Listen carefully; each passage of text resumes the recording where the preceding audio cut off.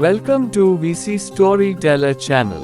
प्राचीन काल की कथाओं में अयोध्या केवल एक नगर नहीं बल्कि एक ऐसे व्यक्ति के रूप में भी स्मरण किया जाता है जिसकी पहचान धर्म और कर्तव्य के संतुलन को सिखाने वाले मार्गदर्शक के रूप में थी। अगर ये चैनल आपको अच्छा लगे तो प्लीज लाइक और सब्सक्राइब करें।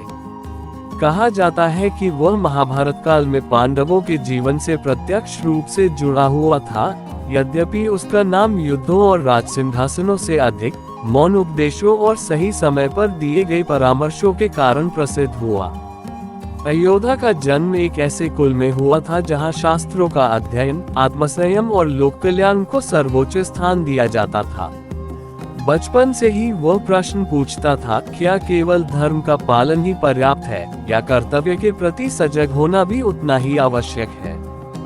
उसके गुरु कहते थे कि धर्म और कर्तव्य दो अलग राहें नहीं बल्कि एक ही पथ के दो चरण हैं। यही विचार उसके जीवन का आधार बन गया।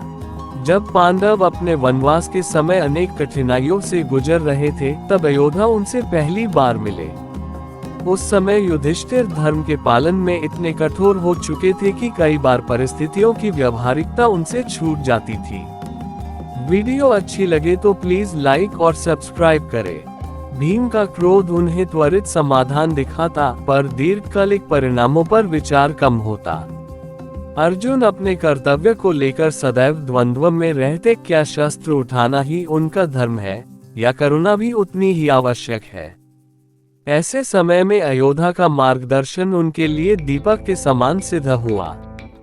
अयोध्या न तो उपदेशक की तरह बोलता था, न ही स्वयं को श्रेष्ठ सिद्ध करने का प्रयास करता था। वह प्रश्नों के माध्यम से उत्तर देता। युधिष्ठिर से वह पूछता, यदि धर्म का पालन करने से निर्दोषों को कष्ट पहुंचे तो क्या वही धर्म अंतिम सत्य है। भीम से कहता, बल का उपयोग कब न्याय है और कब अहंकार, इसका निर्णय किस आधार पर होगा। अर्जुन से वह शांत स्वर में पूछता, कर्तव्य यदि आत्मा को बोझिल कर दे तो क्या वह कर्तव्य अपने उद्देश्य से भटक नहीं जाता। इन प्रश्नों ने पांडवों को भीतर तक झकझोर दिया। धीरे धीरे वे समझने लगे कि धर्म कोई जड़ नियम नहीं बल्कि जीवंत विवेक है जो समय, परिस्थिति और उद्देश्य के अनुसार स्वयं को ढालता है। अयोध्या उन्हें सिखाता था कि कर्तव्य निभाते समय करुणा को त्यागना आवश्यक नहीं और धर्म का पालन करते हुए साहस से मुंह मोड़ना भी उचित नहीं। वनवास के एक प्रसंग में जब पांडवों के सामने एक कठिन निर्णय आया, एक छोटे राज्य की रक्षा के लिए युद्ध करना या शांत रहकर आगे बढ़ जाना, अयोध्या ने उन्हें कोई सीधा उत्तर नहीं दिया। वीडियो अच्छी लगे तो प्लीज लाइक और कमेंट करें।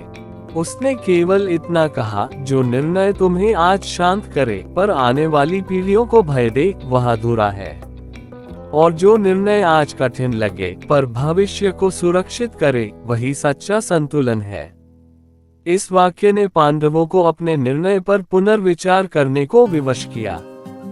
कुरुक्षेत्र युद्ध के समय अयोध्या प्रत्यक्ष रूप से युद्ध भूमि में नहीं था, पर उसकी शिक्षाएं पांडवों के प्रत्येक निर्णय में जीवित थीं।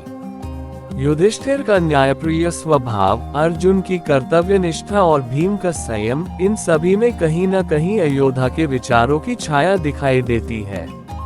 युद्ध के बाद जब विजय के साथ पश्चाताप भी आया, तब भी अयोध्या की सीख उन्हें संभालती रही कि विजय का अर्थ केवल शत्रु पर जीत नहीं बल्कि स्वयं के भीतर संतुलन बनाए रखना है। कहा जाता है कि अयोध्या अंततः लोक जीवन से दूर चला गया, पर उसका प्रभाव समय के साथ और गहरा होता गया। उसकी कथा ये सिखाती है कि इतिहास केवल युद्धों और नायकों से नहीं बनता बल्कि उन शांत मार्गदर्शकों से भी बनता है जो धर्म और कर्तव्य के बीच सेतु बनकर मानवता को सही दिशा दिखाते हैं। अगर ये चैनल आपको अच्छा लगे तो प्लीज लाइक और सब्सक्राइब करें।